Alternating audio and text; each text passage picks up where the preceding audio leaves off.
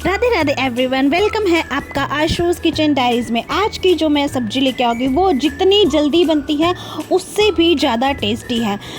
एक ऐसी रेसिपी है जो आजकल बारिश के सीज़न में हमें सब्जियां बाहर से लानी भी नहीं पड़ेगी और झटपट बन के भी तैयार होगी, जो कि है सोया टिक्का मसाला। आपने सोयाबीन की तो बहुत सब्जियां खाई होंगी, लेकिन अब मैं आपको बताऊंगी कि इसका एक नया वर्जन, नए तरीके से आप इसे कैसे बना सकते हैं। सबसे पहले मैंने देखे एक बाउल में मैंने सोयाबीन की बड़ियाँ जो है हल्के गर्म पानी में भिगो के 10 से 15 मिनट के लिए रख दी थी। आपने भी ऐसे करना है, 10 से 15 मिनट के लिए आपने हल्के गर्म पानी में इसे भिगो के रख देना है। ये अपने साइज़ में डबल हो जाएगी, इसका जो साइज़ है वो डबल हो जाएगा।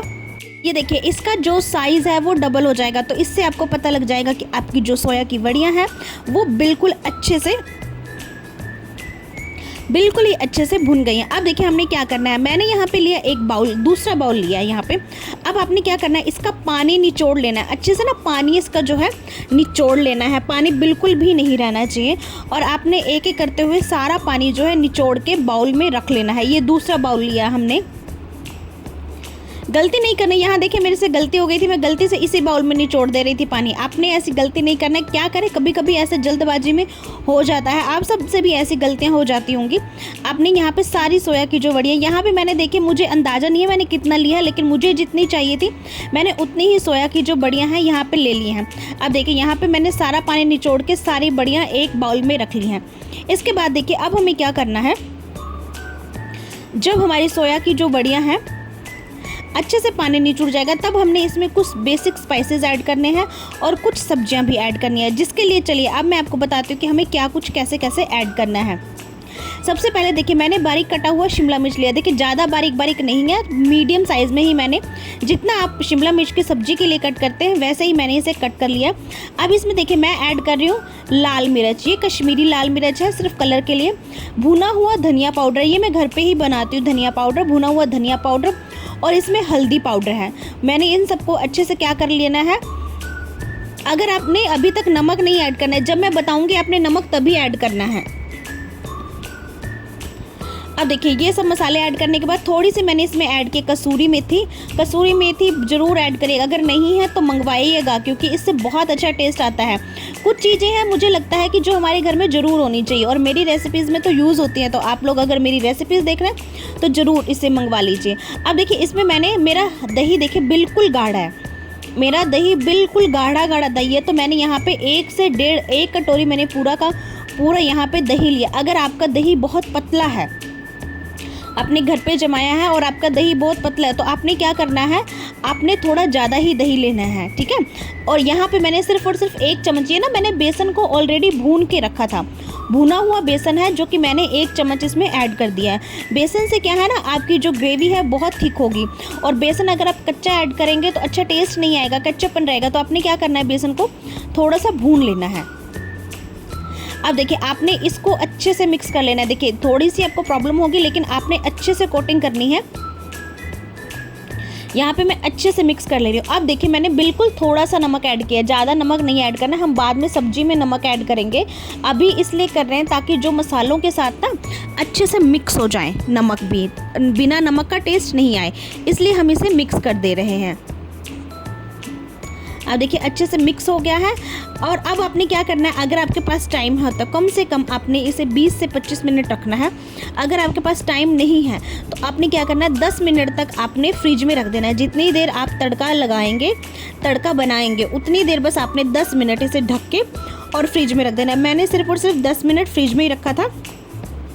अगर आपके पास है तो थोड़ा सा कुटी हुई लाल मिर्च भी ऐड करिएगा, जिसको हम चिली फ्लेक्स बोलते हैं। अब मैंने इसको रख दिया है। अब यहाँ पे मैंने कढ़ाई ली है, यहाँ पे आपको इसमें कुछ भी नहीं दिख रहा हो क्योंकि इसमें है देसी घी। कढ़ाई में मैंने ऐड कर दिया है देसी घी। अब देसी घी के साथ मैंने इसमें ऐड कर दिया है जीरा। ये नॉर्मल जीरा है, शाही जीरा नहीं है। अगर शाही जीरा होता है तो मैं आपको ज़रूर बताती हूँ कि मैंने इसमें शाही जीरा लिया है। और देखिए इसे मैं बिल्कुल सिंपल तरीके से बना रही हूँ, ज़्यादा झंझट के साथ नहीं बना रही हूँ, क्योंकि क्या है ना, कई रेसिपीज़ होती है जिसमें झंझट होते हैं तो सब लोग नहीं बना पाते हैं। अब मैंने इसमें बारीक कटा हुआ प्याज और हरी मिर्च दोनों को साथ के साथ ही मैंने ऐड कर दिया, प्याज और हरी मिर्च को। अब आपने इसे मिक्स करते हुए प्याज को अच्छे से पका लेना है। देखिए यहाँ पे ज़्यादा आपने प्याज को भूनना नहीं है, बिल्कुल थोड़ा थोड़ा ही भून के आपने इसे एक साइड में निकाल लेना है।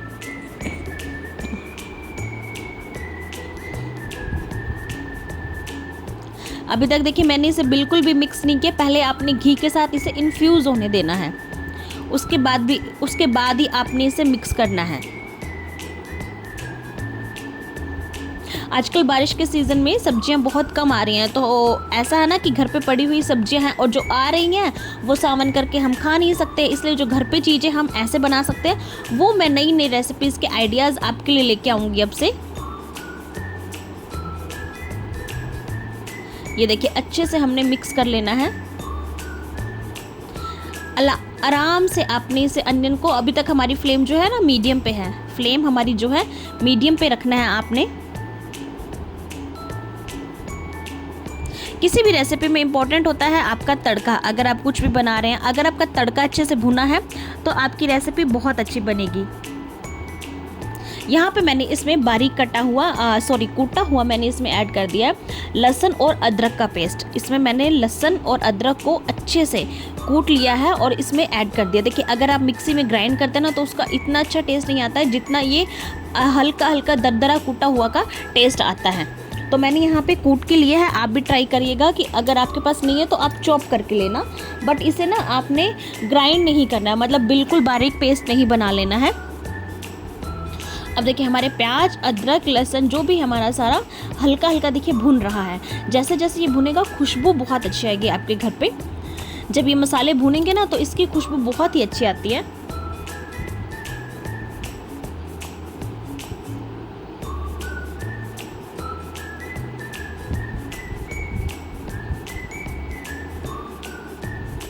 ये देखिए अच्छे से हमारे मसाले भुन के, अब इसे मैंने सिर्फ आधा, देखिए ऑलरेडी हमने इसमें दही ऐड किया है तो हमने ज़्यादा नहीं इसमें ऐड करना है, सिर्फ आधा टमाटर लिया है, मीडियम साइज़ का टमाटर था, उससे मैंने आधा इसमें ऐड कर दिया। और अब हमें टमाटर को पूरा पकाना नहीं है क्योंकि जैसे शिमला मिर्च है ना उसका भी थोड़ा खड़ा खड़ा सा टेस्ट रहेगा, इसका भी ऐसे ही हमें रखना है। थोड़ी सी मैंने यहाँ पे काली मिर्च भी ऐड की है, बिल्कुल थोड़ी सी काली मिर्च का पाउडर इसमें ऐड किया।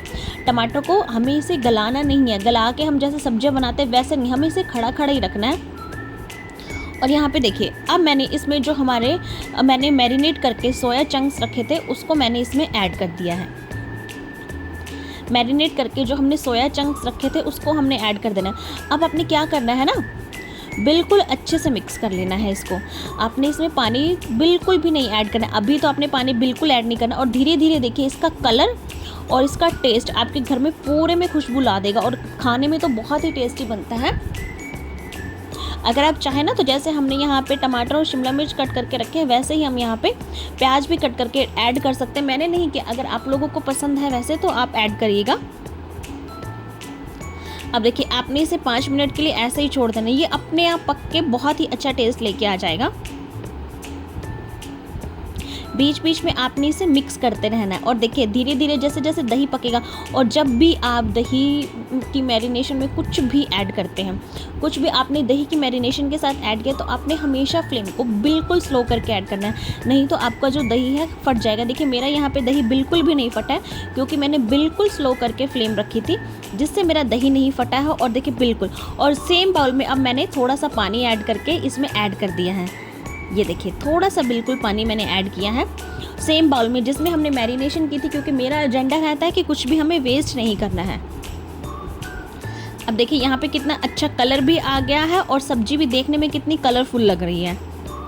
अब देखिए आपकी सब्जी रेडी नहीं हुई है और आपने क्या करना है, इसे ना ढक के कुक करना है। 5 से 7 मिनट आपने इसे ढक के कुक करना है। और अगर आपको इसका पानी सुखाना है तो आप 5 से 7 मिनट इसे वैसे भी कुक कर सकते हैं। सबका अलग अलग तरीका। यहाँ पे देखिए मैंने पहले इसे बॉईल आने दिया, उसके बाद मैंने इसे ढक के पकाया है 7 से 8 मिनट। देखिए कितना अच्छा कलर आ गया, हमारी जो सब्जी है वो बिल्कुल बन के रेडी हो गई है। और देखिए साइड साइड में ऑयल भी आ गया है हमारा। अगर आप चाहें तो इसमें आप धनिया की पत्ती के साथ गार्निश कर सकते हैं। साथ में इसे आप रोटी, पूड़ी, परांठे या चावल किसी के साथ भी इंजॉय कर सकते हैं। खाने में बहुत ही टेस्टी लगती है। एक बार ये रेसिपी ट्राई करके ज़रूर देखिएगा, बहुत ही अच्छी रेसिपी और बहुत ही टेस्टी है, बहुत ही टेस्टी बनती है और घर से बाहर से आपको कुछ लाना ही नहीं पड़ेगा। अगर आपने मेरी वीडियो को लाइक नहीं किया, लाइक करिए। चैनल को सब्सक्राइब नहीं किया तो प्लीज़ सब्सक्राइब करिए। मैं रोज़ नई नई रेसिपीज़ लेके आती हूँ, तो मेरी नई अपडेट जानने के लिए बेल आइकन के साथ मुझे सब्सक्राइब करें। और ये एक बार रेसिपी ट्राई करके मुझे कमेंट सेक्शन में अपने रिव्यूज़ दीजिएगा, आपको मेरी रेसिपीज़ कैसे लग रही है। राधे राधे एवरीवन।